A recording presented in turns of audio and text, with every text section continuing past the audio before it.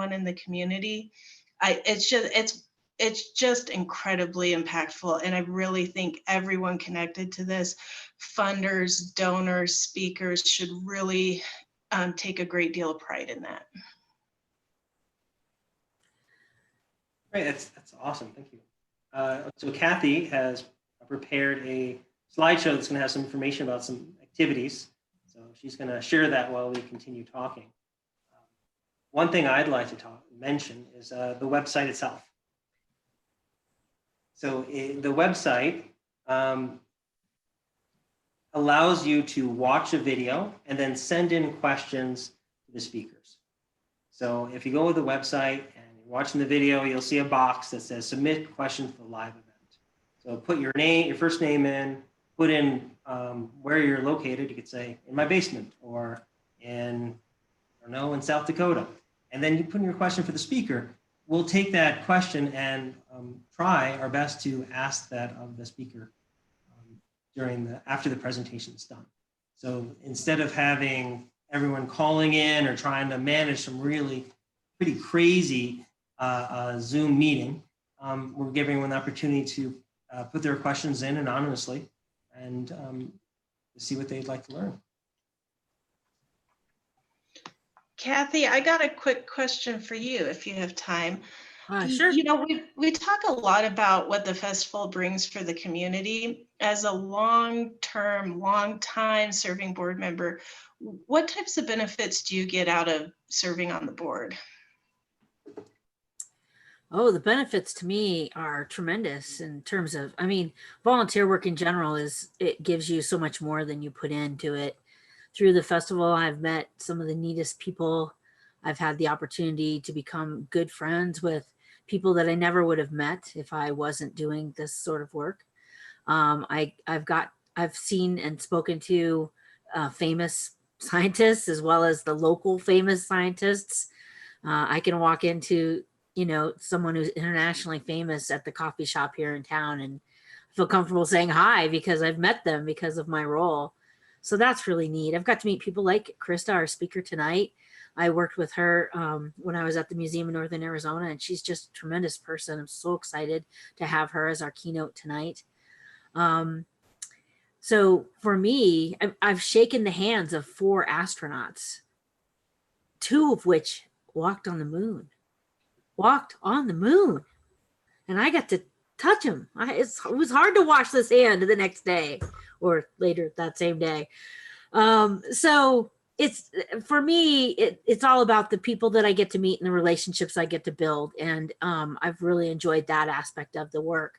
But on the other hand, in terms of what the festival provides for this community, it's, to me, so essential to have these spaces where all kinds of people, all different ages, can participate in and get excited about science. When I first got on the board, a lot of people that I met in the community thought that the Festival of Science was just the science in the park.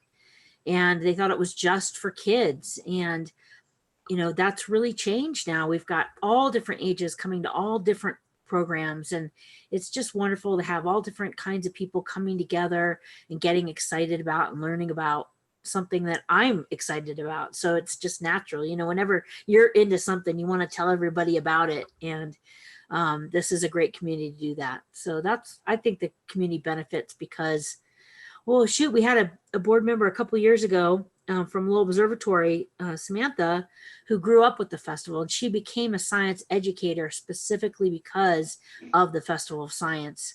So that was a big success story for us.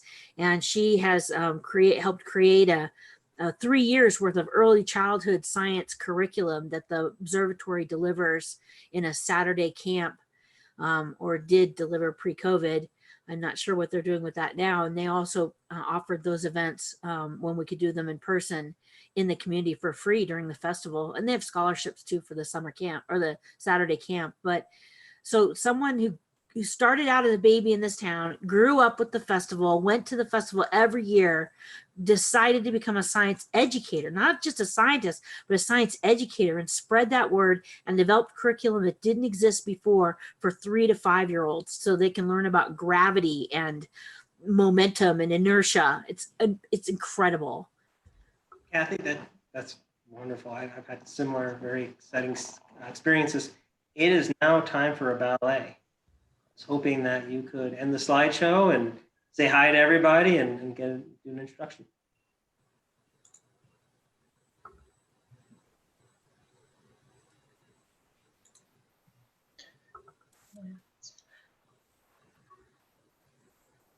Abby? So I would like to welcome you all here.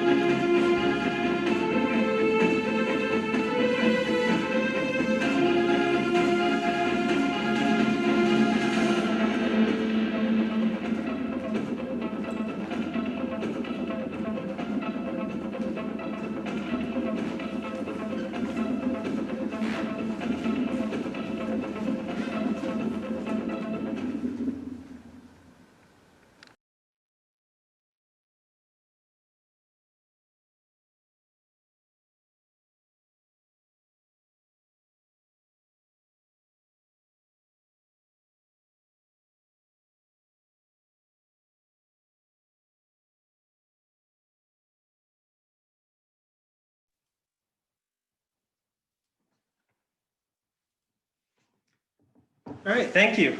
That was great. I know that there are some people that are doing fine with the streaming and you can hear me right now, but there is a little confusion on how to get the website below the live event. So I'm trying to get that settled. So if there is all of a sudden a pause in the website, just reload it and relaunch the video. Go ahead, Kathy. Hello, everyone. Wanted to give you a little kind of overview of the website. I heard from my mom that she had some trouble too, so don't feel like you're the only person who's having a little trouble. She was showing my little niece the ballet. Let's see. So here's the website.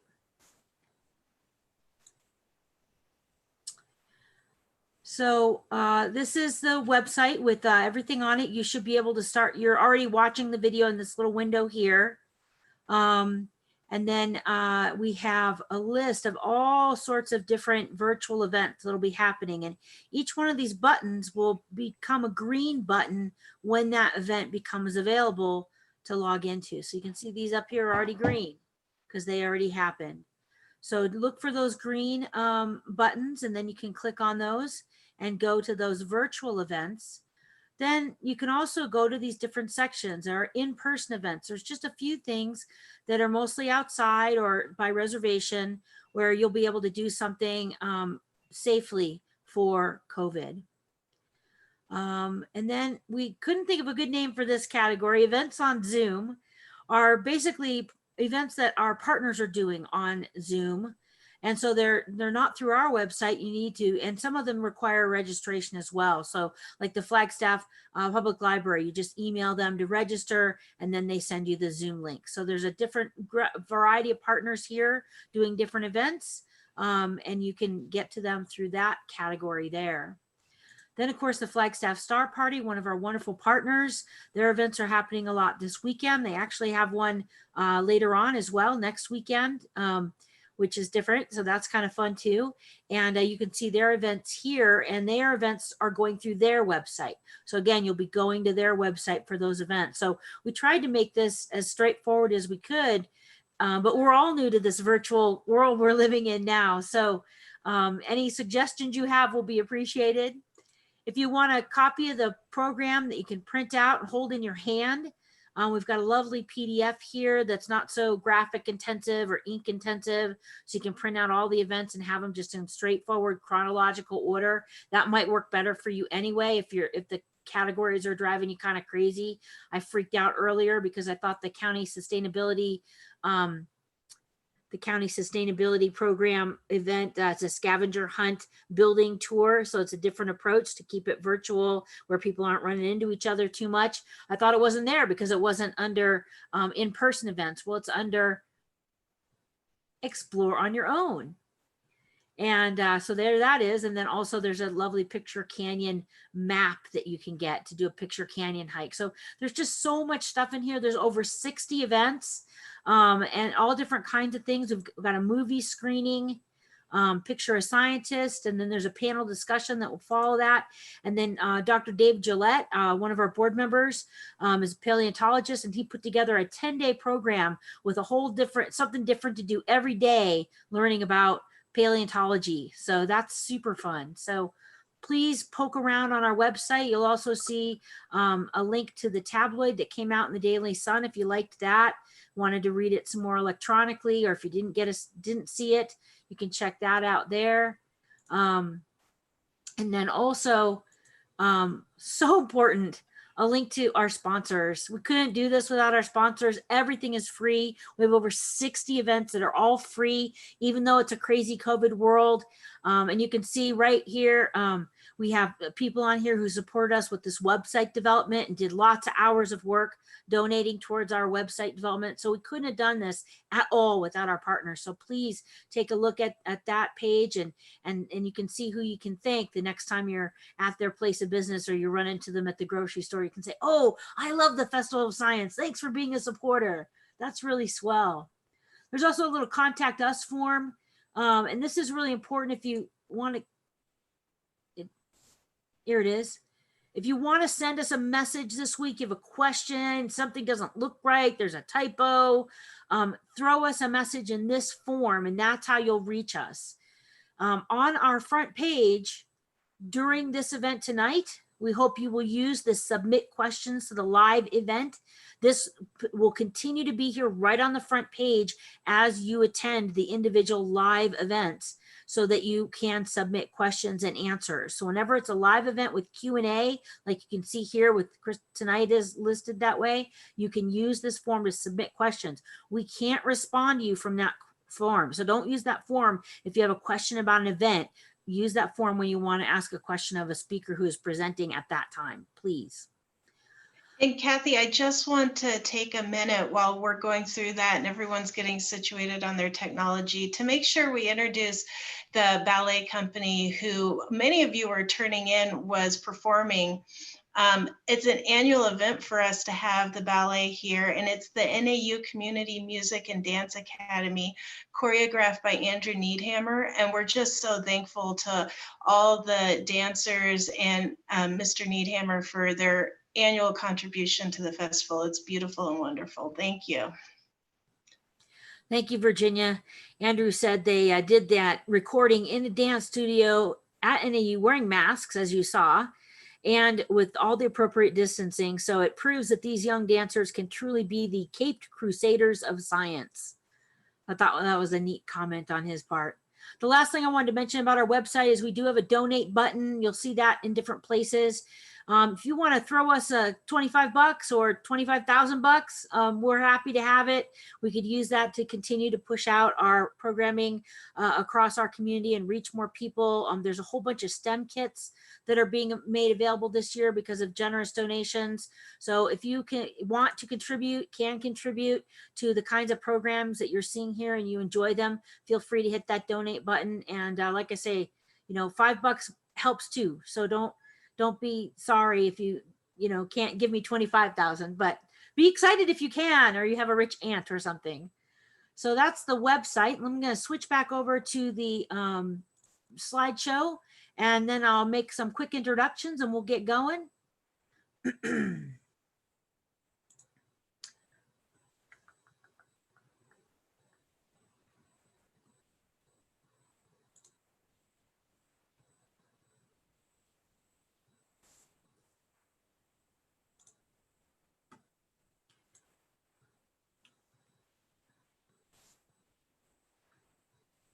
All right. So just real quickly, I want to make some introductions here. Thank you for Virginia for recognizing and introducing the ballet. I hope you all enjoyed that. That's one of my favorite parts of the festival every year, getting to see those young people bring science and art together. Want to welcome you all to our W.L. Gore and Associates keynote presentation, kicking off the 2020 Flagstaff Festival of Science, Superpowers of Science. My name is Kathy Ferretta. I'm the president of the board of the directors for the festival this year. This is our 31st year celebrating science in Northern Arizona. It never fails to amaze us the quality of scientific minds and discovery taking place right here in Flagstaff. As you will see with this year's 10-day event, we have talks from groundbreaking researchers, thought-provoking discussions, activities for children sure to inspire their young minds. We have writing, hiking, take-home activities. Make sure to visit our website, scifest.org, to see the full offering of events for the whole family and every interest. Our partners helped to put together a completely free 10-day event, making this the longest running festival of its kind in the world. We want to give a huge thank you to all the sponsors, supporters, partners, donors, speakers, volunteers, and you for coming. You make the festival possible by being here too. We want to extend our heartfelt gratitude and recognition to our festival coordinator and consultant, Bonnie Stevens, for her 31 years of leadership and service to the festival. She has helped take this event from a small weekend affair to a 10-day festival that attracts speakers and attendees around the globe. Also, I wanted to add that this year's festival is dedicated in the memory of our former board member, Jim Snook. Jim brought a wonderful smile and an infectious enthusiasm to our board meetings and was always there to provide a helping hand with every aspect of the festival. Jim was a proud supporter and partner who deeply loved the work that we do, connecting people, especially kids, to the wonder of science. He is deeply missed. I just had a couple of housekeeping things. We mostly covered them with our going over the website a few moments ago. Please explore our website. If you have any questions, there is a contact us button. Shoot us a contact question. We're happy to help you out. There are drop-down menus, so look at the different menus. There are over 10 days of over 60 free events. Also on our website is a link to our survey. You can do a survey for every event that you attend. Please do. That data not only helps us do a better job each year, but it also is crucial to maintain the financial support and grants that we need. I would now like to introduce Corey Molever, a manufacturing engineer from W.L. Gore and Associates. She calls her role a professional problem solver. Corey has been helping to improve lives in Gore's medical products division here in Flagstaff for about 7 years. She has a degree from NAU in mechanical engineering and a minor in math. She is also influential in helping women grow in their careers at Gore. Thank you so much for logging in here tonight to celebrate with us. I hope you enjoy the best 10 days of the year.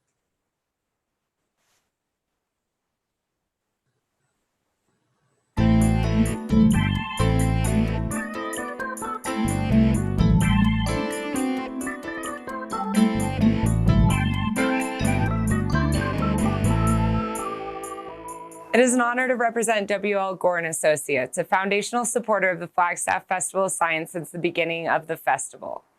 Our Gore Associates, both locally in Flagstaff and globally, are changing the world with creativity, an incredible drive to make the world a better place through the application of technology. Gore's Arizona operation innovates and makes medical devices that both improve and save lives. In the last 40 plus years, more than 45 million Gore medical devices have been implanted around the world. Gore believes that together we are improving life. And now I'd like to tell you about our featured guest in the 2020 W.L. Gore and Associates keynote presentation. Krista Sadler is an earth scientist and the kind of friend most of us would love to have alongside us. Whether we're hiking around the Red Rocks of Sedona, running the rapids in the Colorado River, or on a kayaking adventure in the Sea of Cortez. Krista is the type of person who feels most at home when she's out in the wildlands. As a little girl, she loved nothing more than playing in the dirt and exploring the world around her. Today, her interests in geology, archaeology, and paleontology have her pursuing her passions, creating student field trips in the Grand Canyon, learning about prehistoric people across the Colorado Plateau, searching for dinosaur fossils in the Grand Staircase Escalante National Monument, and writing about scientific subjects for the public. One of her passions is to share the wonders of discovery with people all over the world. In fact, she founded One New Education, a nonprofit organization that awards scholarships to girls in developing countries. Through this work, Krista helps them achieve their educational goals. This evening, we are tapping into the superpowers of science with Flagstaff's Krista Sadler. Hi, my name is Krista Sadler, and I want to welcome you to the Flagstaff Festival of Science, 31st annual, I believe it is this year. And this is a really exciting event. Is one of the things I love about living in Flagstaff is that we have a Festival of Science that is renowned throughout the United States and even in other parts of the world. So I'm really glad you're here. And today we are going to talk about science. But not just science. We're going to talk about science, what it is, how do we do it, and how you can get involved. The theme of this year's festival is the superpowers of science. And so I decided to call this Tapping into the Superpowers of Science. But not just the superpowers that science has for us, but also your own superpower to get involved in science. And it's an amazingly cool pursuit to do science in any number of ways. So that's what we're going to talk about.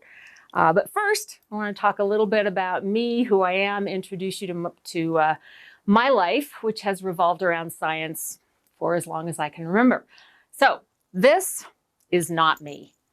This is another superhero scientist, but this is me.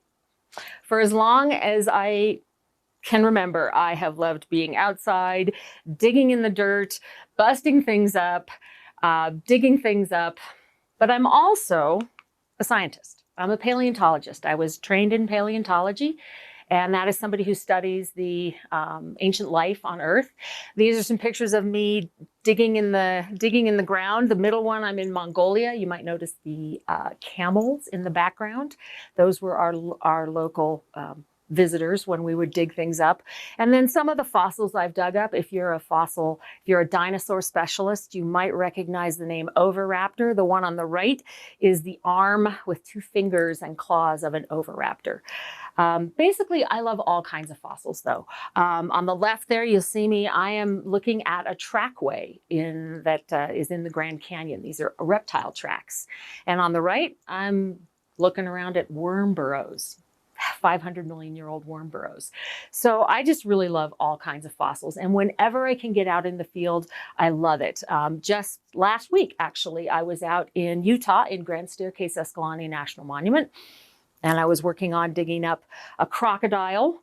And that one on the top left there is the thigh bone, the femur of a big duck-billed dinosaur. So pretty much I love all kinds of fossils and what we can learn from them. But I'm also a river guide. I work in the Grand Canyon. I work in Alaska, which is, you see me on the bottom, wearing substantially more clothing than I do in the Grand Canyon. I'm also a sea kayaking guide. I work sometimes in Lake Powell, sometimes in Baja, California. I do backpacking trips. I work as a backpacking guide. I'm also an author. I've written several books about paleontology and other forms of natural history. And then I'm also an educator. And the great thing about what I do with my educating, with my classes, is that I teach everything from little tiny kids. You can see the guys up on the left, they were loving the fossils. The ones on the right, that's a college class in Grand Canyon. And then down on the lower left is a group of grown-ups, adults. So I will pretty much work with anyone who will listen and anyone who wants to learn about our planet. Pretty much, I really just love this planet. And everything that I do, whether it's the writing I do or the teaching I do, even the guiding and the interpretation that I do, that is always revolving around science. Archaeology, geology, paleontology, biology, ecology. I'm always utilizing the science that people have done in the past. And I'm trying to basically translate that for the public. So science has been a huge part of my life, and it is one of the coolest things ever. Now, I brought a few of my favorite things to show you guys. So we're going to have a couple of these fossil intermissions. I want to start, and each one of these has a story. I want to start with this guy. It's a little guy. You might be able to see he's very shiny, and the backside looks more like mother of pearl. And this is called an ammonite, and sort of related to a squid or an octopus. And if you know what a nautilus is, sort of distantly related to a nautilus. So it's a coiled squid-like creature. The shell is coiled, and he lived in this outermost sort of section, and they would spurt along in the water and move backwards. But what's really cool about this fossil, you notice the gold. All the kids, when I give them, when I show them the fossils, this one they love more than almost all the others because it's all shiny and gold. And it has been replaced. This is a real fossil, but it's been replaced with pyrite or fool's gold. And the reason that I wanted to show you this one, besides the fact that it's one of my favorite fossils, is that this kind of helps us understand how when people first started finding fossils, a lot of times they didn't think they were natural. They didn't think they were natural objects, or they thought they were something created by humans or pieces of art even. This is from Russia, but you find things like this all over the world. And we now know, because we've been studying these things, that this is a real fossil, this is a real creature, but that the chemical reactions with the water when this became fossilized actually changed the structure of it into fool's gold. So this is and then it got polished by humans. But this is one of my favorite fossils, and they're just really beautiful. And there are ammonites all over the world. Some of them are huge. This is a pretty small one, but I love that guy a lot. So I thought I would introduce you to some of my favorite kids here. Okay, All right, so what is science? I want to get a little bit into the weeds here because I think it's really important to understand what science is and how we do it. Because there's a lot of misunderstandings, I think, about how science works and what science is when people do it. So what is science and why is it so cool? All right, so this is a description from Wikipedia, not necessarily the best source, but a systematic enterprise that builds and organizes knowledge in the form of testable explanations and predictions about the universe. Really makes you want to go study science, right? Yikes. So yes, if you break that down, that is absolutely the description of what science is. But I like to think of it more as a process. It's a process that helps us understand how things work, how the world works, how the universe works. And we're going to go into something called the scientific method, because this is really important. Scientists are not just out there going, hey, I think I'm going to do this. There's a method that we follow that really helps us to do the right thing, to make sure that we're all following the same rules and that we're getting the best information we can. So this process uses what we call the scientific method. So the scientific method has several steps, and I'm paring it down to the basics here. There's a lot more to this, but this is, pretty much what we do. So the first step is you make observations, and everybody makes observations every day in their life, right? You make observations about something that you see all the time, and you kind of keep track of those observations. If you make enough observations that they bring a question to your mind, your second step is to develop a hypothesis. So the other term for a hypothesis would just be basically an educated guess. But that word educated is really important. It's an educated guess, not just, I think it happened this way. It's based on those observations that you saw. And so you make that educated guess, that hypothesis. Now what do you do with that hypothesis? You've got your hypothesis. Step 3 involves testing that hypothesis. This is really important, and I think this is what a lot of people don't understand about science. Your tests have to be repeatable, right? So other people can repeat the same test, and you weren't the only one to ever do it. They have to be verifiable. You have to have actual results and where people can see what you did. It has to be rigorous. You can't just sort of say, well, I'm going to leave this stuff out because I don't want to do it. You have to be very rigorous about this, and it has to be objective. You can't be saying, well, I really like this better, so I'm going to only follow that, that line of thinking. It has to be very objective. So you could do field work, you could do experiments, you could do more observations, you could examine other similar phenomena. You basically are looking to try and test your idea. And this is the most important part, this thing at the bottom. When you test a scientific hypothesis, you're not trying to prove it. You're actually trying to disprove it. Okay, what does that matter, you ask? Well, when you're trying to prove a hypothesis, it's really easy to just pick the results or the information that really supports your hypothesis and leave all the other stuff behind. But when you're trying to disprove your hypothesis, you have to take in everything to see if something will actually disprove it and say, nope, this is absolutely not, your hypothesis does not work. So I think this is a really important thing that people should understand, is that when a hypothesis is being tested, they're doing it very rigorously, and they're trying to disprove it ultimately. So what happens if you do disprove your hypothesis, or you need to add more to it? Well, you might modify your hypothesis. Maybe you learn some things. You might, I think I need to add something to that. And then you go back and you test and you retest and you retest and you retest. And you rinse and repeat. And you might do this a lot until finally, the hope is that if your hypothesis can kind of stand the test of time and it can't be disproven throughout, maybe even decades of testing and further experiments and things like that, your hypothesis might actually become part of what we call a theory. Okay, now this is really important. You've heard of the theory of evolution. On the left there, you see Darwin's finches, the theory of plate tectonics. So those are all the plates in the crust of the earth. This is really important because a scientific theory is not the same thing as when you're just walking down the street talking to a friend and you say, yeah, I have a theory that blah, blah, blah. A scientific theory has undergone rigorous testing. It may have been tested and worked on for decades, and it can't be, or it hasn't been, up to that point, it hasn't been disproven. Now, it doesn't mean that certain parts of that theory won't change, elements of it. We changed the way we understand how plate tectonics works. We've changed a little bit about how we understand evolution.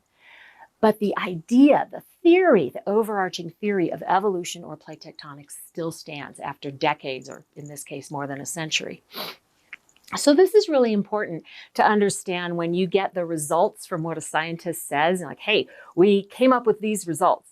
They didn't just guess at that. They didn't just decide to do it in 2 seconds. They really worked hard on it, and they spent a lot of time following this methodology. So here's the beauty of the scientific method. When you finally come up with your answer, does it ever change?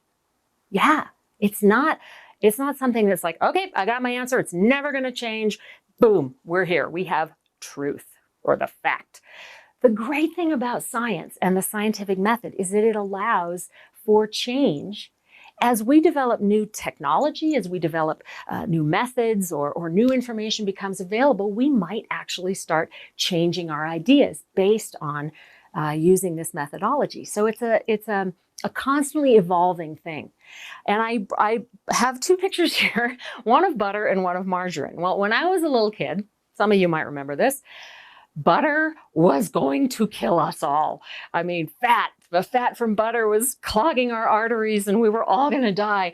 And margarine was going to save the world because margarine didn't have all that cholesterol. Well, yeah, we've learned that cholesterol and fat aren't great for you. But since then, we've also learned that partially hydrogenated oils, things like that, are really bad for you. So we've changed our ideas about how butter and margarine should relate to our health and to our lives. This is just one little example.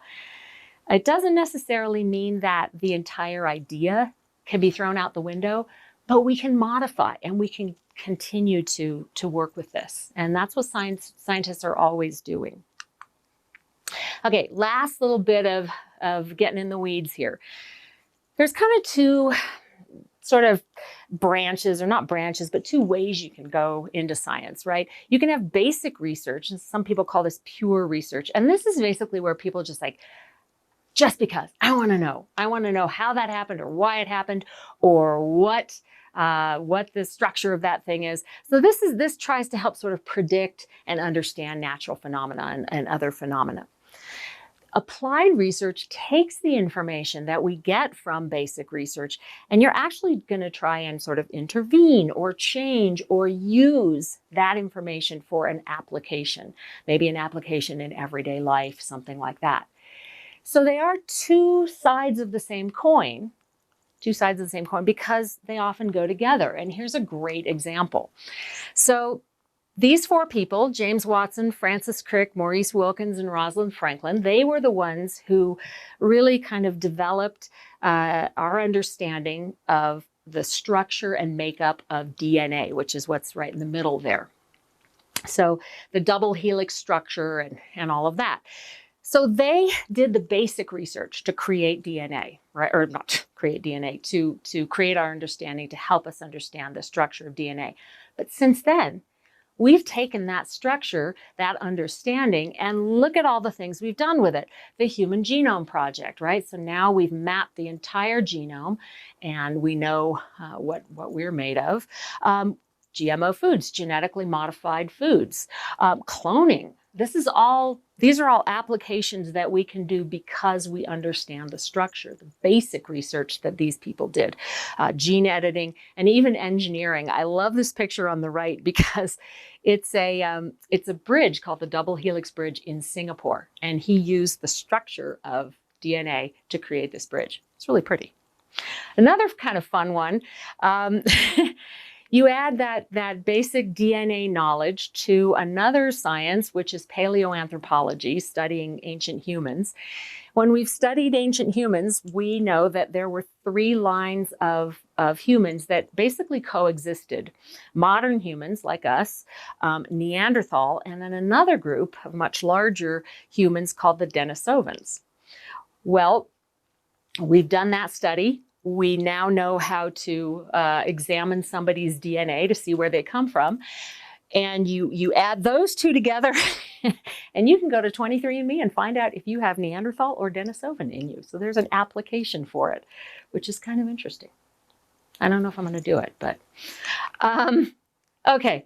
So a lot of people kind of tend to think of science as something that's sort of out there in, it's in a box or in the ivory tower, it's out there, and it doesn't really relate to me.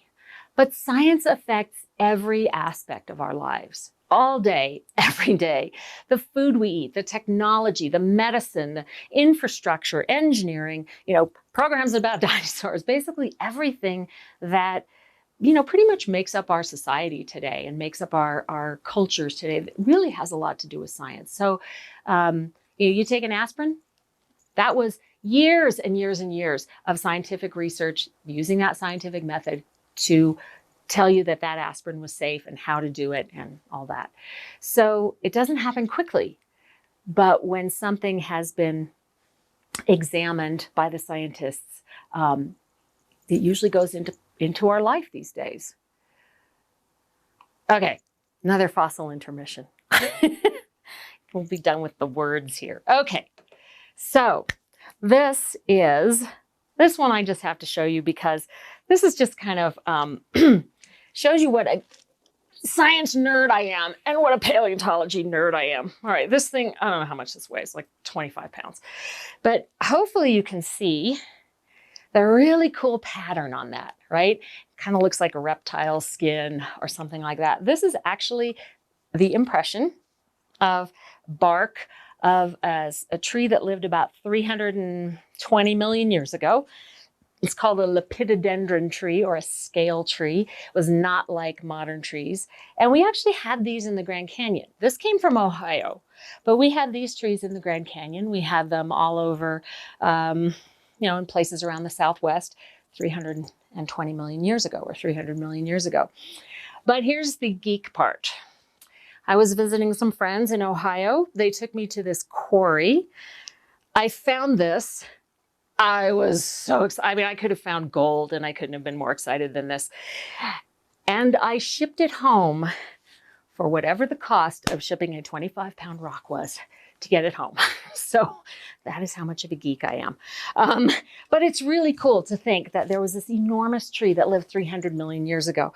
It laid down in an ancient swamp and its bark became impressed into the ground. So this is another one of my favorite fossils. And also I could do weightlifting with it. Okay.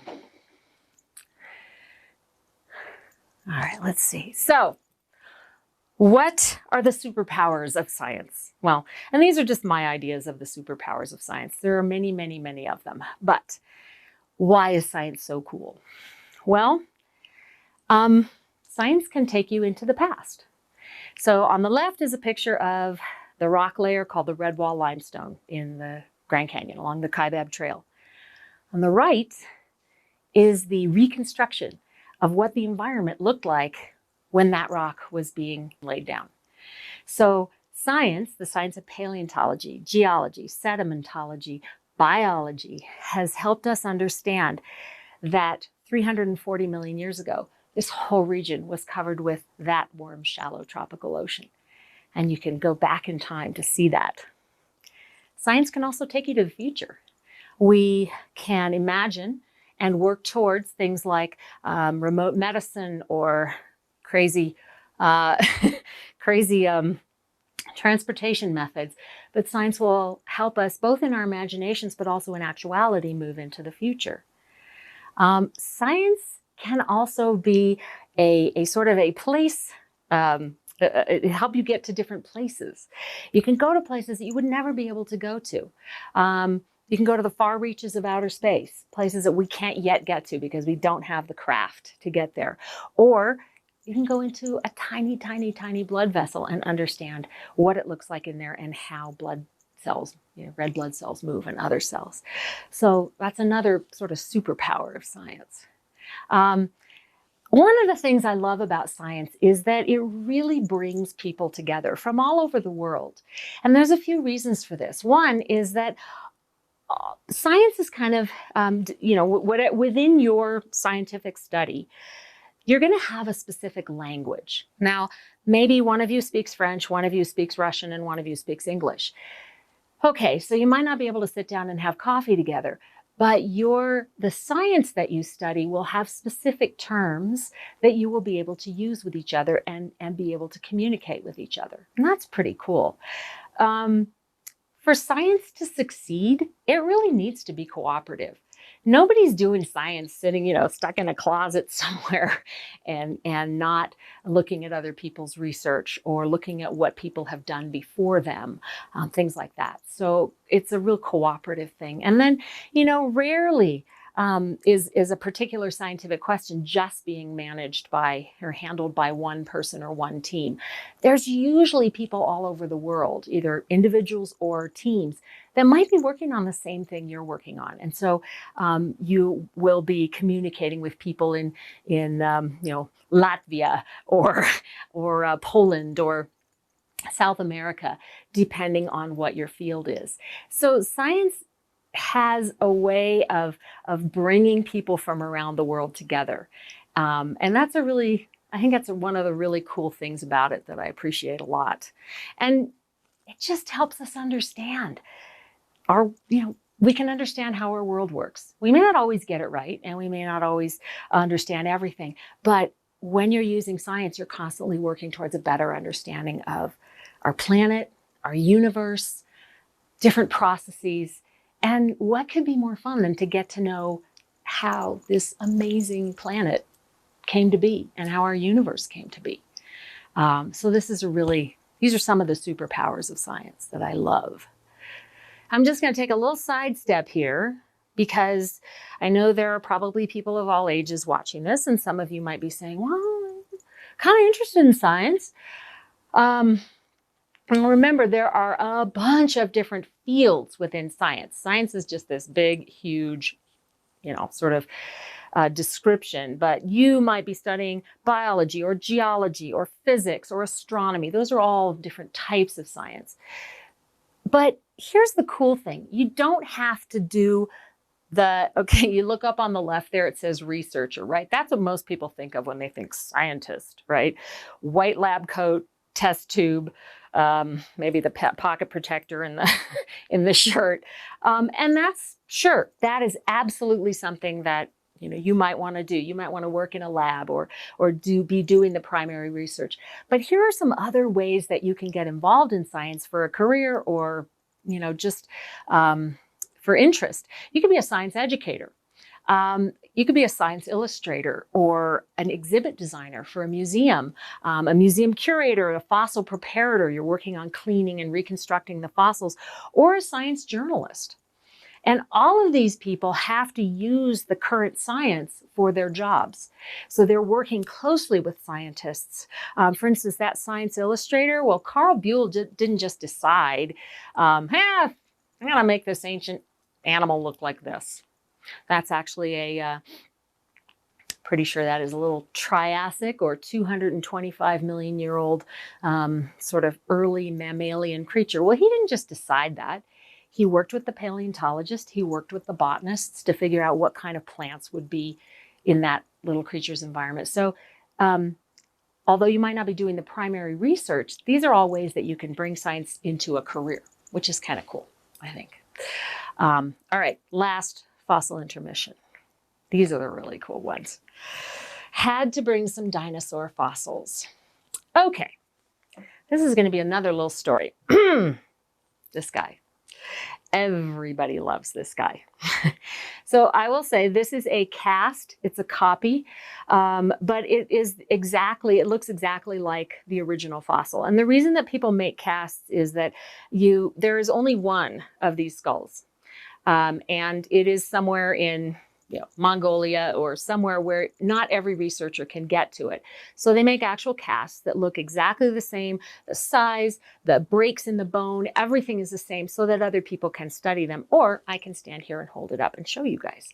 So anybody who is under the age of 15 probably knows exactly what this is. This is Velociraptor. And there's a really fun story. So Velociraptor, you can tell by his teeth, meat eater, right? He was the one in Jurassic Park, the first Jurassic Park that was stalking everyone, and he was the big predator, right? Well, here's the interesting thing. This is the claw of Velociraptor. This is the killing claw. This is the one that was on his big toe, and he would use this on his foot to gut his prey.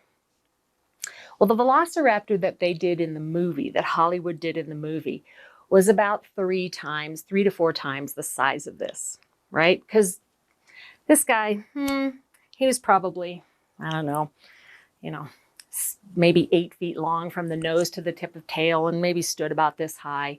If you saw the first movie, Velociraptor's head was way up there at the ceiling. And all the scientists were like, oh, God, Hollywood, why do you always have to make it so over dramatic?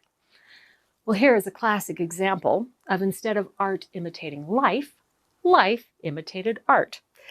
Not long after the movie came out, a paleontologist was wandering through the Badlands near Moab, Utah, and found that claw. This is the claw of what became known as Utah raptor. Utah raptor is about 4 times larger than Velociraptor, and his head would have been up there. So there was a creature like the Velociraptor in the first Jurassic Park, but didn't discover him until a little bit later. I think they might have brought him or something like him into the later movies. But this is a kind of great example about how art and life can sometimes inform each other. So I wanted to show you one other part of this. Little story here. This is another claw. Now, all of these are casts, again, because I don't have the real ones. If I had the real ones, I would have really broken the law.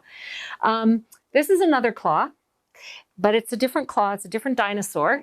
His name is Therizinosaurus, and this is actually 2/3 the size of the real claw. This guy's claw was actually about to here. So when you look at these, everybody sees this and they say, oh, wow, he would have been really scary. He would have been eating a lot of meat. Well, when you look at the shape of them, they're really different. This guy's super curved, obviously really digging in to try and get meat and guts.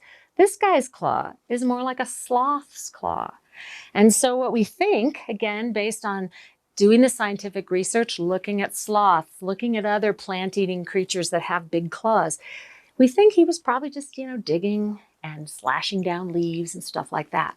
But you can learn a lot about creatures by looking at the fossils, but then also going to the modern creatures, their descendants or modern creatures that live the same way, to get an idea. So that's another part of the scientific method. You can actually move to the modern world to help you understand the past.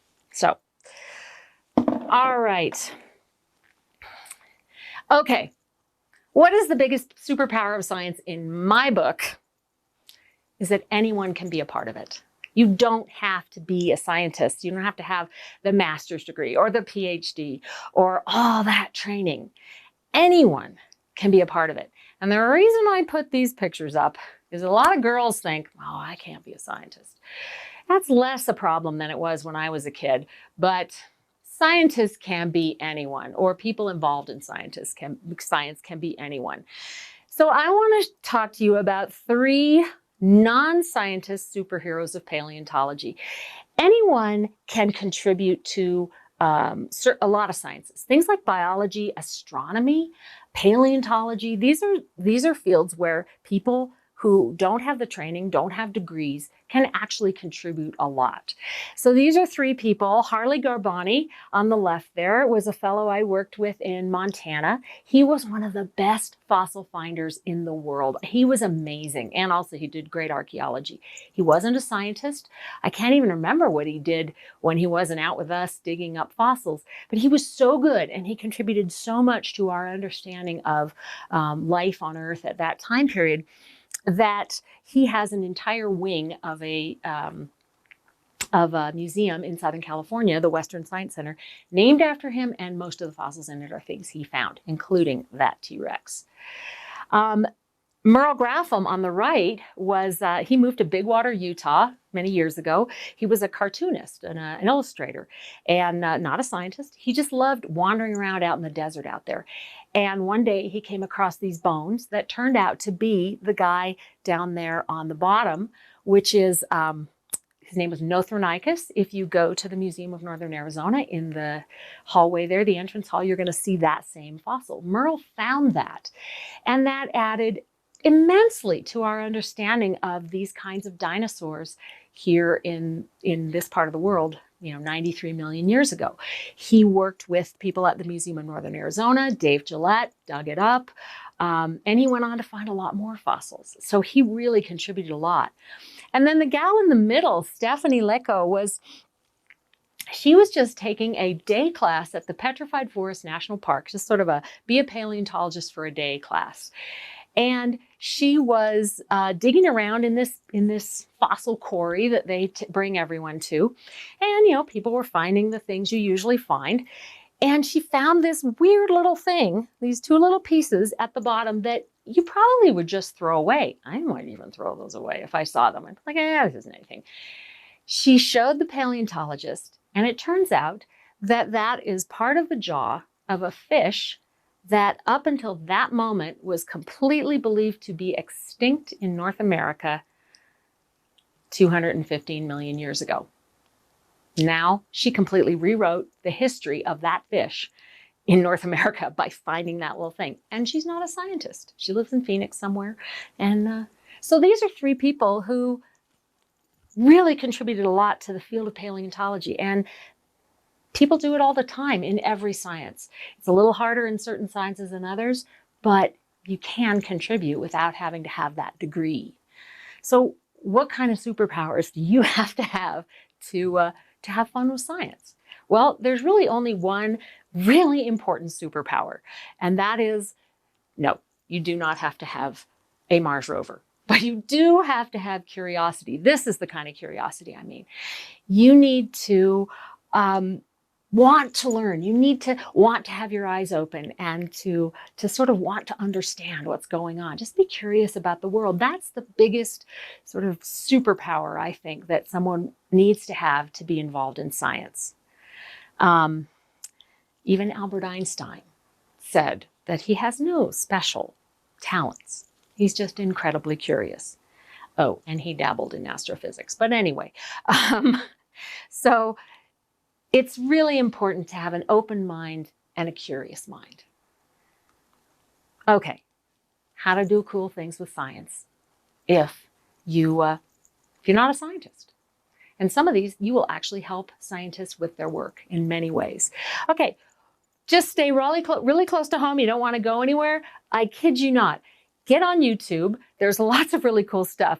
And I'm not shilling for this guy. Get on YouTube and look up a guy named Mark Rober. He was actually part of designing the Mars rovers. He was a NASA engineer.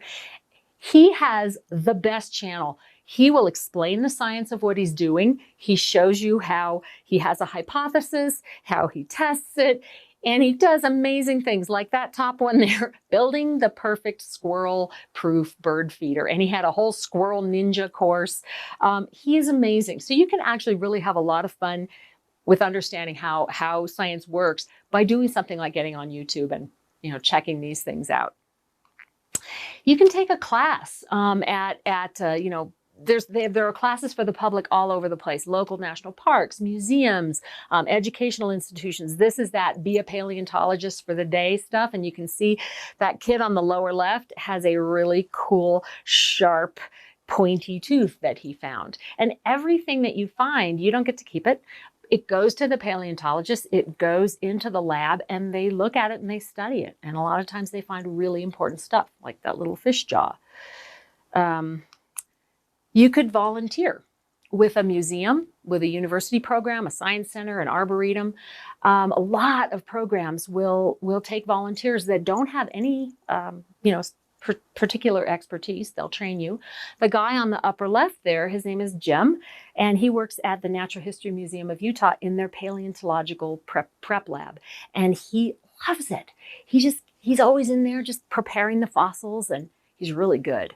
And the kids on the lower left are out in the field, digging up fossils. So this is another way to get involved with science when you don't necessarily have a degree. They will train you for whatever you want to do. Become a docent at the museum. They train you in what you need to know, and it's a great way to learn more as well as you're explaining to other people. Become a citizen scientist. This is to me, this is one of the greatest sort of movements in the last few decades that's out there. So citizen scientists get involved in projects that are being run by scientists from different institutions. And a lot of the research that you see and the journal articles that you see in these big technical journals are relying on data from citizen scientists. So you can really be part of this. And in fact, in some cases, some of these data may even be used to make policy changes at either locally or on all the way up to federal. For instance, this is a program from Stanford University. They teach people how to do things like check water quality in your neighborhood. And they've actually been able to enact policy changes by using the citizen science data. You can volunteer to do science with a national park. And again, they will help you. They'll teach you what you need to know. These are all in Grand Canyon. The guy on the right is digging up invasive plants. He's helping pull invasive plants. The two people on top are they're standing in Havasu Creek. Not a bad place to do science, and they're doing fish work. And then the students down at the bottom are studying bugs down by the river. So these are all things these are citizen scientists. Here is a really fun thing, and I just found out about this because of the pandemic. The Zooniverse, so it's zooniverse.org. This is the largest repository of projects that use citizen science to help them, to help do the project. It's the largest repository in the world.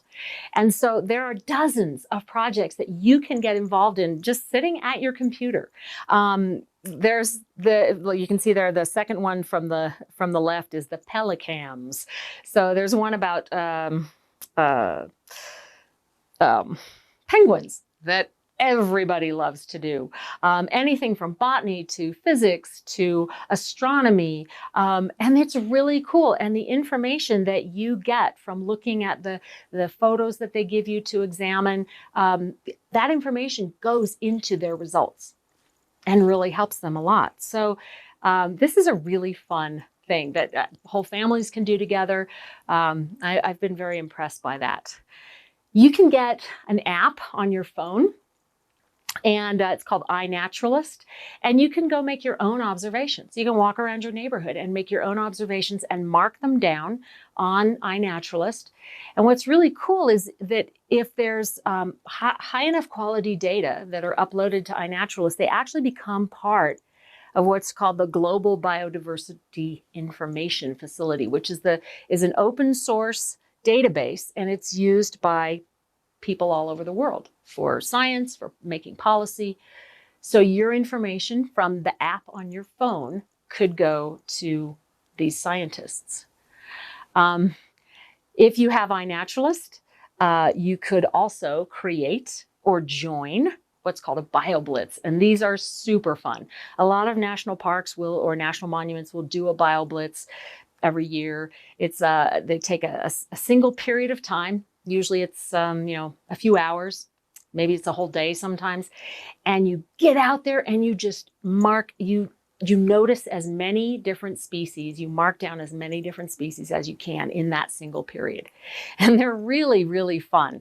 So it's a citizen science effort. It's very communal. And again, these results are helping scientists understand things like, how does species distribution change from climate change? Where are things moving to? How do human and animal or plant interactions change? So this is all information that, again, you don't have to be a scientist to do this. So these are some, I know I've missed some, but these are some classes and volunteer opportunities in Northern Arizona, everything from universities to national monuments. Contact these places because a lot of them have opportunities to get involved, either through volunteering, taking a class, there are family opportunities. And I know that, perhaps most of the people watching this are from Northern Arizona, but because we're now online, or you don't have to come see this talk in an actual auditorium, there may be people from all over the country watching this. Check out the places near your home, because wherever there's a museum or a university or a national monument, something like that, you can usually find ways to get involved with the science, even if you don't want to go get a master's degree or a PhD in some particular form of science. But it's really fun to get involved. So you may not make very much money. This is Merle, and he sent me that a long time ago. I love that picture. You may not make very much money doing the science of your choice, but you will always go to amazing places. You will get to learn incredible things. You will see incredible things, and you will come to understand a little bit more about how our world works, how things got to be the way they are, and how things might change in the future. And I just don't think there's any better thing that you could do with your time. In addition, you learn more about what went into creating the things that we use, eat, whatever, in our lives every day. And I think that's really good to know also. So get out there, do some science. And I want to thank everybody, all the organizations, all the individuals who helped make the Flagstaff Festival of Science possible. It is really, as I said in the beginning, an extraordinary event. I am incredibly honored to be a part of it this year. And yes, it's one of the things we love about living in Flagstaff. So thank you so much. Get out there, do some science. Bye.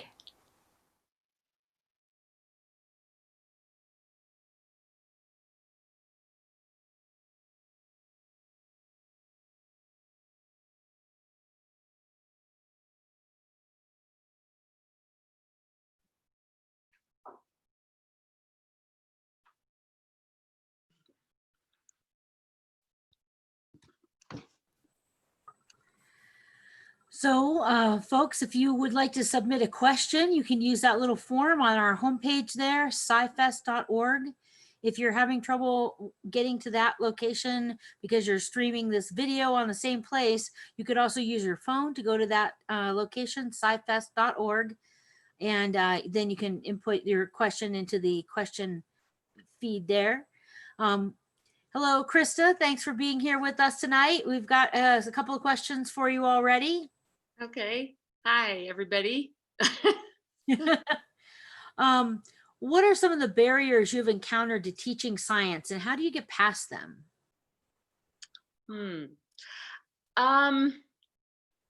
I think one of the biggest barriers that I run into is a lot of little girls don't feel like they could be scientists.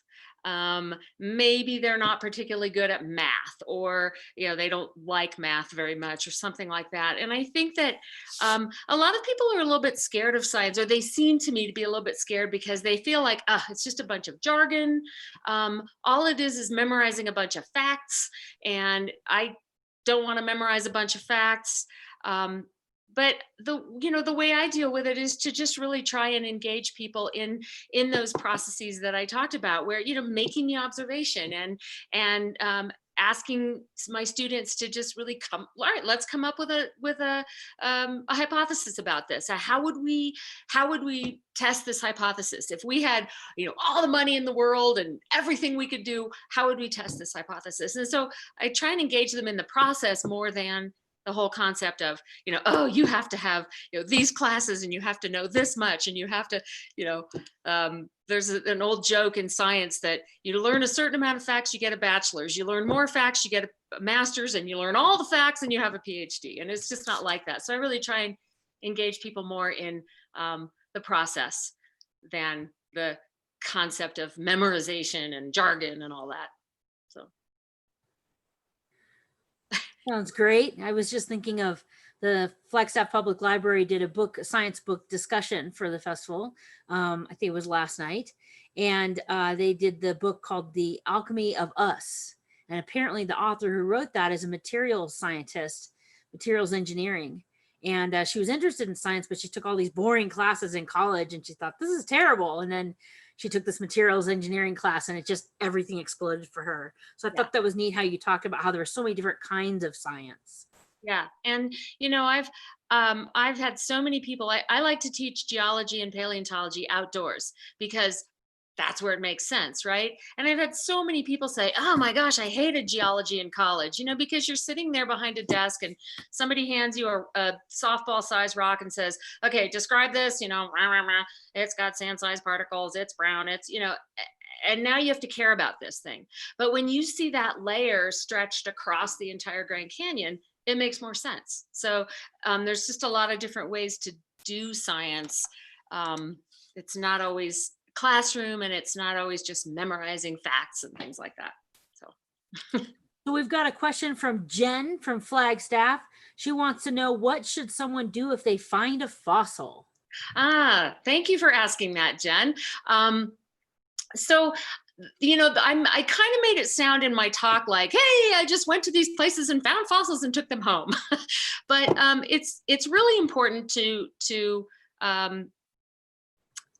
there's a couple of answers to this. One is that if the fossil that you find, it's always better to go find your local museum paleontologist or somebody at a university, something like that, and take pictures of it, mark it with a GPS if you can, get all the information, mark it on a map, and then take all that information to someone who can tell you what it is you've found, because you don't want to remove it from the context. If you remove it from the context, you lose a lot of the importance of the scientific context. You lose the position that it was in. You lose, other things that might be around it, and that can tell you a lot more than just that thing.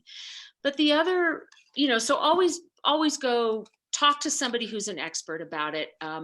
And if you can, bring them back there. But the other thing to know is that you really shouldn't be collecting fossils. If you find fossils on private land, then they are the property of the owner of that private land. But if they're on state land or federal land, you really do have to have permits to do it. So when I mentioned going to that quarry in Ohio and finding that big, beautiful bark impression, that was an old defunct quarry that the owners said, anybody who wants to come in can come in and do whatever they want.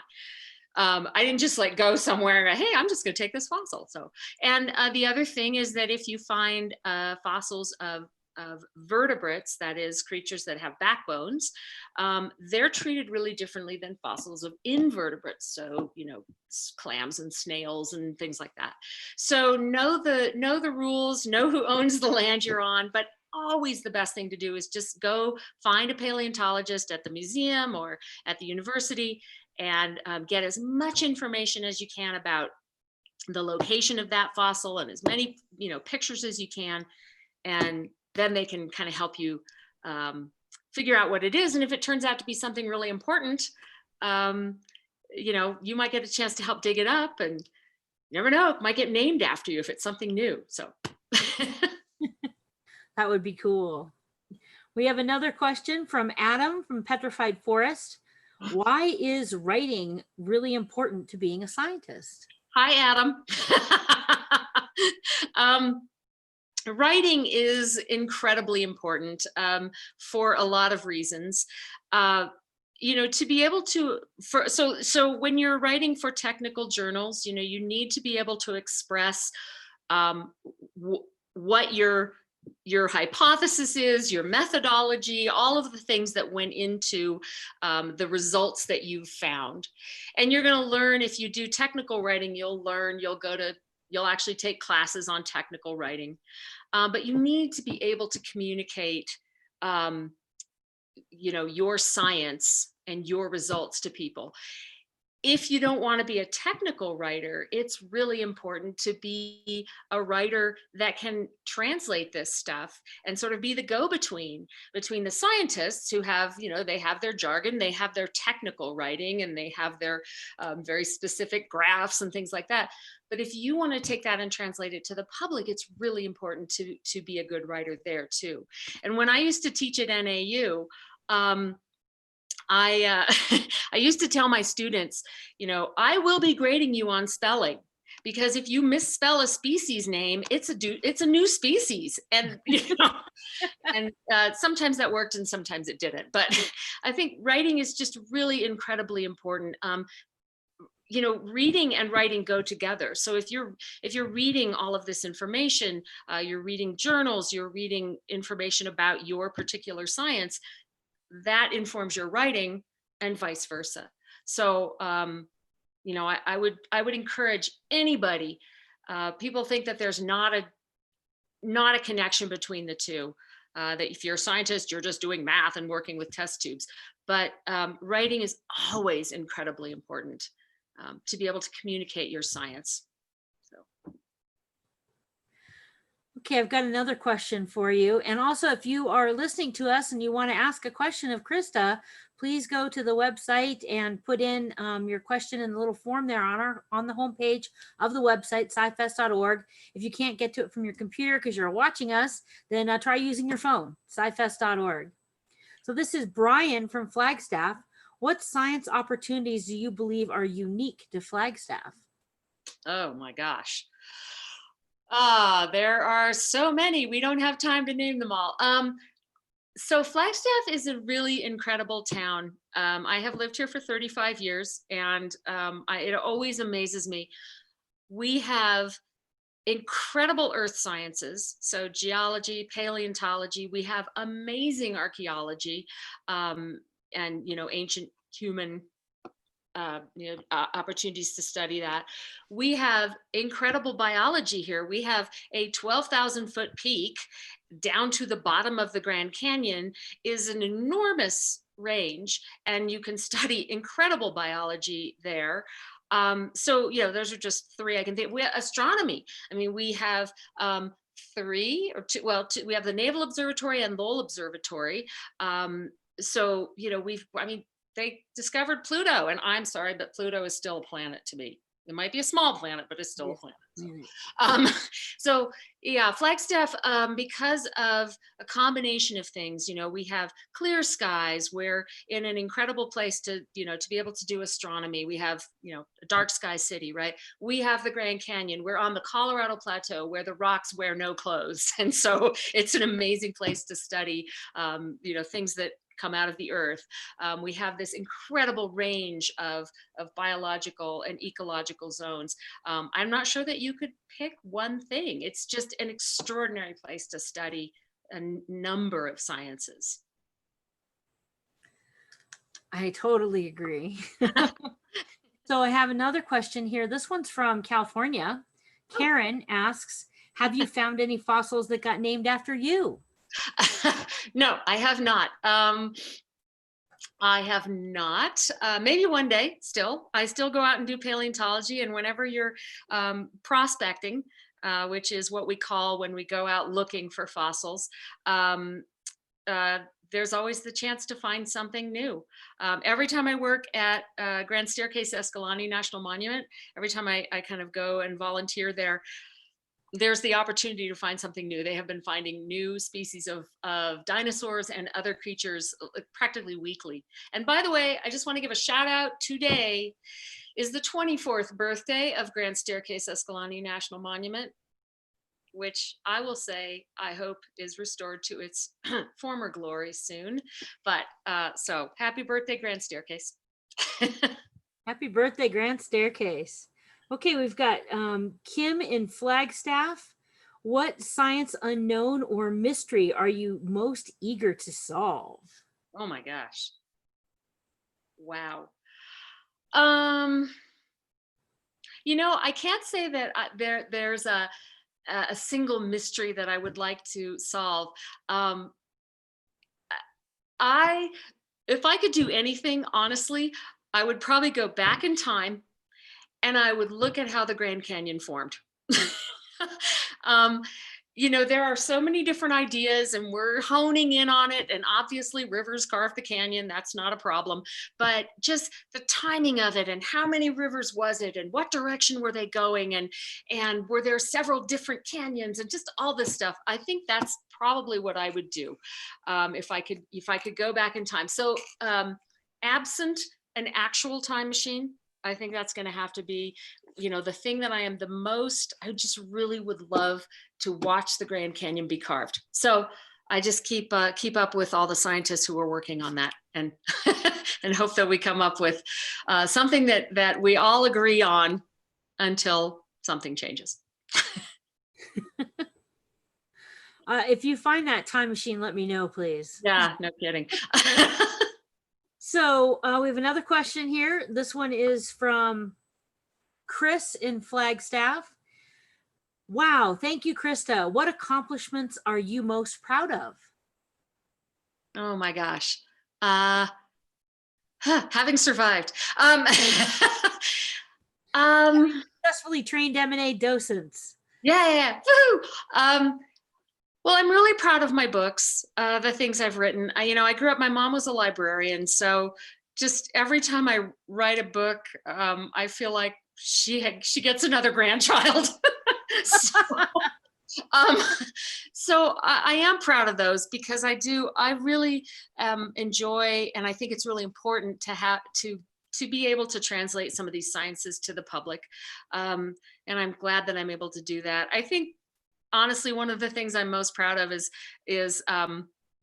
which doesn't have much to do with science per se, but I have helped, well, I and my board and all of the donors out there have helped a lot of girls in other countries graduate from high school and they are in college or taking classes, sort of vocational classes, and they are achieving their dreams. And so I think that's one of the things that I'm the most proud of. And, shout out to my amazing board here in Flagstaff, and thank you to anyone who's listening who did donate. I really appreciate it. So I'm really proud of that because I feel like I was given or born with awful lot of gifts, and I'm really happy to be able to sort of give some of those back to people who, through no fault of their own, were not born with the same gifts.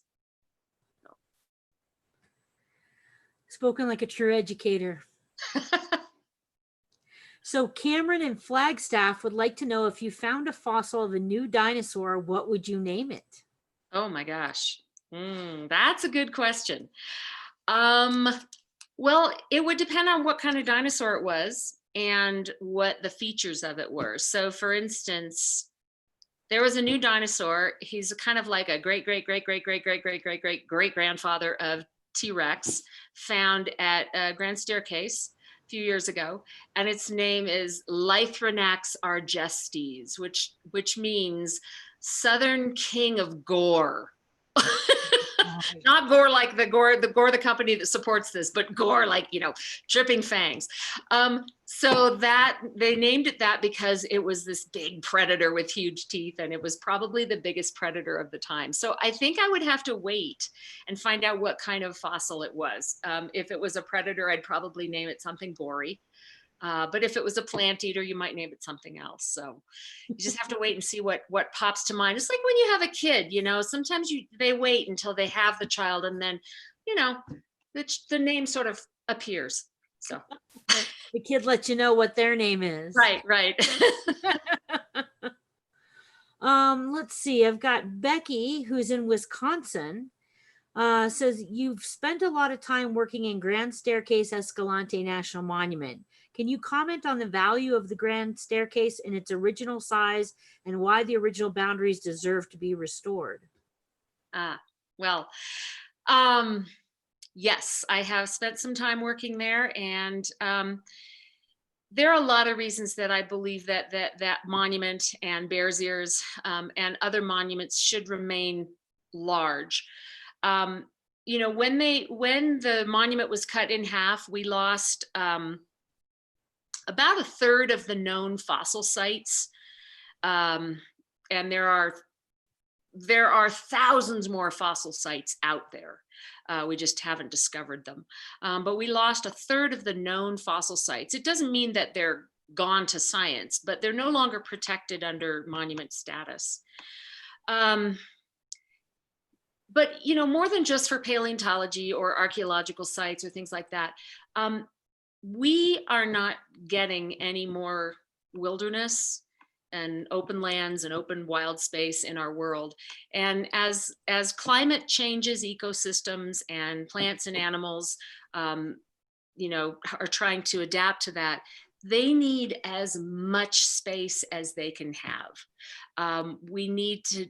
These little broken up pieces of land that are not, that are sort of separated by, you know, development or places where there are a lot of us, they aren't useful for these animals and these plants. And I think of these big places like Grand Staircase or Bears Ears or some of these others as kind of like arcs, ARKs, where they can protect and preserve and hopefully stabilize populations of plants and animals so that if things become extinct elsewhere, that can be an arc or a source from which to populate other places. So there's a lot of reasons, ecologically, biologically, paleontologically, that we need big pieces of land that don't have us all over them.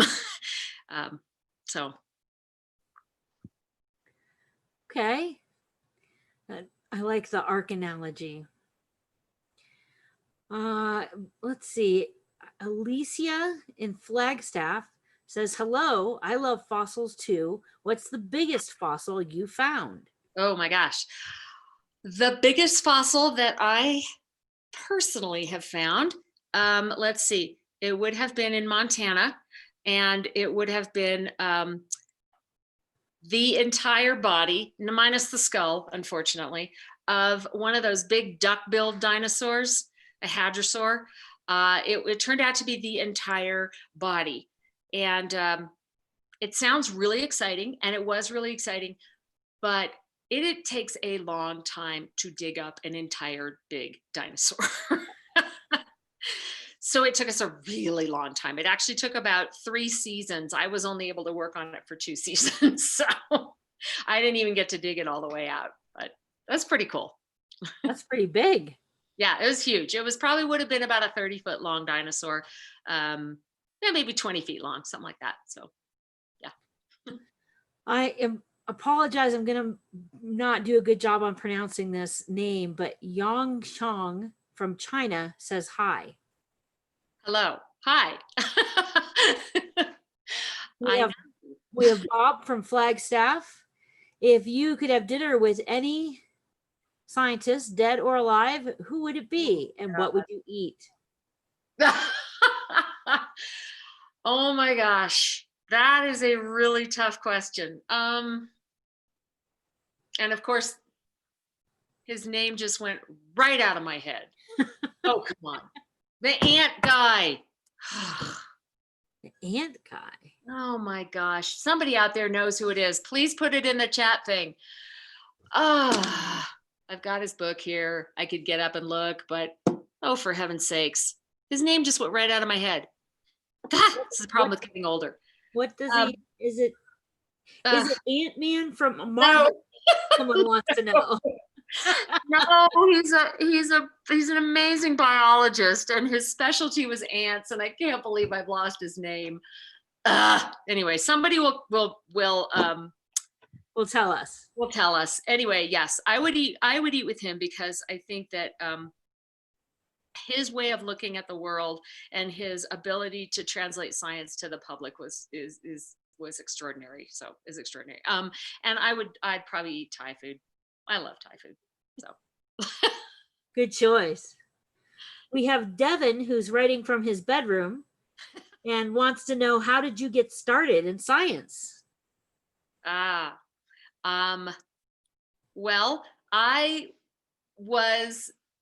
so when I was a kid, girls who acted like me were called tomboys. I was the son my father never had. Now they just call them girls, which I love. But I just loved being outside. I loved playing in the dirt. And when I was in 4th grade or 5th grade, something like that, I remember my mom took me to a local community college archaeological dig in Northern California. Because the public could come and help. And in summer school that year, I took a class. Thank you, E.O. Wilson. Thank you. I just got the name. Yes, E.O. Wilson. I took a class in like the bones of the human body. And I don't know, it just started piling up. I loved learning about things. And, there's so many different sciences. Somebody who loves math and understanding how things move might really be interested in physics or engineering. I just love to be outside. So I kind of naturally gravitated towards the earth sciences and sciences where you could be outside digging things up. So yeah, that's kind of how I got started. And yeah, I'm one of those weird adults who still loves dinosaurs. I don't think that's weird or uncommon. So Bob in Flagstaff wants to know if you could have, oops, no, I already asked you that one. That was E.O. Wilson. Thank E.O. you. Wilson is the Ant-Man, yes. I can't believe I forgot that name, but these things happen. When you read about or hear about scientific results, how do you assess whether the findings or statements describing the findings are credible? That is a good question. And I think that's one of the biggest issues that we have these days, because there's so many things out there on, social media, Facebook, stuff like that, that just get repeated so often that people think, oh, it's got to be true. But I think there's some really important things you need to look at. One is, look at where your information's coming from. The information needs to be nonpartisan. So who's like funding the research, right? It needs to be nonpartisan. And by that, I don't mean Republican or Democrat. I mean, there are a lot of organizations like, let's say, the CDC or the National Institutes of Health or, a poison control center, something like that, that are basically nonpartisan. They're out there to put information out. Most universities are university research is nonpartisan. But if you, for instance, if your information's coming from, the Tobacco Institute, it sounds good, but look at who's funding them. If the Tobacco Institute is being funded by, let's say, the cigarette companies, then look at what they're telling you. So the information needs to be as nonpartisan as possible. It needs to be evidence-based, right? So you can't have somebody just saying, well, I heard this story and that's what I'm going to use as my evidence. It needs to be, it can't be based on sort of a single event or a single piece of research or data, or a small number of test subjects, for instance. You can't say, well, we tested 15 people and these were our results, so we're going to apply that to the whole world. You can't do that. So it needs to be nonpartisan. It needs to be evidence-based. The evidence, the research needs to be peer reviewed. And by peer reviewed, it has to be reviewed by people who are in the same science, who are also nonpartisan.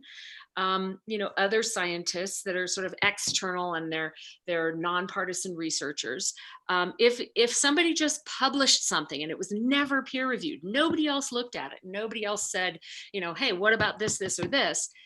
That's suspect. And then, I think the final thing would just be to don't believe everything you hear, either A, because, well, it makes sense to me, makes sense to you, or that you hear it repeated over and over and over and over and over again on the internet or on social media or something like that.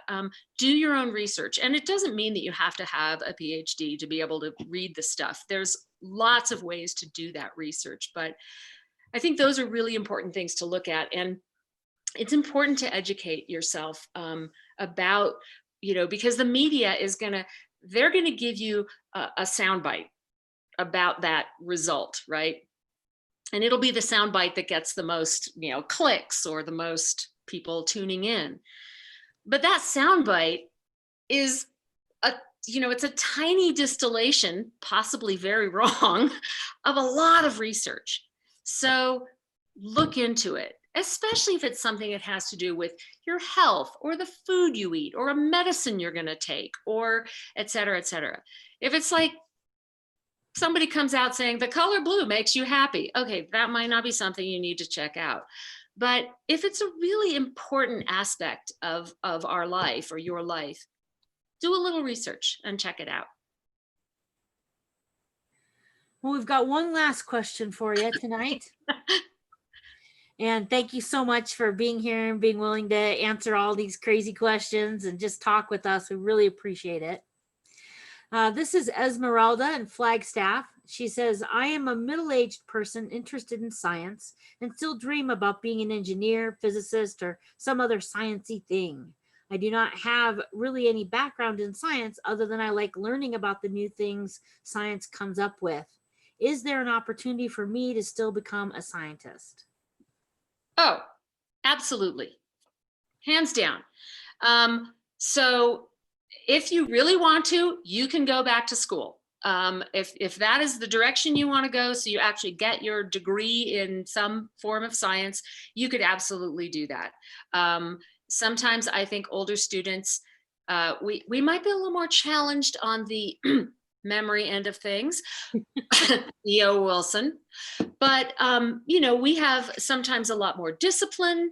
We know how to multitask a little better, things like that. So older people make really great students. And you have life experience that can inform your studies. So if that's one direction you want to go, absolutely go that direction. The other thing you can do is I put up a list of, places in Northern Arizona that you can go and take classes for the public, or get involved in some citizen science. I mean, there are some really cool citizen science opportunities out there that will allow you to sort of explore your interest in something and contribute to the science without having to put your heart and soul into it and, a lot of money into a degree. So there's a lot of ways to get involved. I think this program is going to be available afterwards. And if you didn't get, the list that I put, you can go back and flip through everything and go to that list and write some things down. But you have a university nearby, check into what opportunities they have. You have the museum. Go to all the things at the Festival of Science, figure out what it is you're really interested in. And then you can pursue it. You can pursue it officially by going to school, or you can pursue it by getting involved in citizen science opportunities, or taking some fun classes that don't require a grade and all that. So yeah, absolutely. I fully support the idea of lifelong learning. Sounds good to me. I still have so many things I want to know. Me too. Well, thank you so much, Krista, for being here tonight and for putting together that presentation. It's great to see you again, even if I don't get to see you in person. No, it's been a long time. And I hope you enjoy the 10 best days of the year. I know there are a lot of great things I was looking at going, I really want to go to that. I want to go to that. And I want to thank you, Kathy, all of you guys who came and listened to this thing. I know it's a little weird doing it virtually. I have never given a virtual talk like I did in a tiny room with one guy filming me. That was very odd. But it really is such an amazing event, and it really was an honor. I'm so really honored to have been asked to be involved. I really just encourage everyone to get out and be involved in science. And Thank you to all the technical people dealing with this. That is a full marvel to me. And also, I just wanted to say one last thing. I can't say I dedicate this talk, but I want to just give a little bit of an acknowledgement of the passing of Ruth Bader Ginsburg today, who was a champion of science-based legal decisions. She based a lot of her decisions on the evidence and the science and the understanding of it. And I just want to say that I'm very sorry that we lost her. And I hope we can continue on in that warrior mode. So thanks everybody so much. Thank you. Thank you so much. Thanks everyone for tuning in tonight. Be sure to check out the website. We've got 10 days ahead of us of full of things that are all free, over 60 events. So thank you for joining us, and thank you for celebrating the superpowers of science with the Flagstaff Festival of Science, the best 10 days of the year. Good night.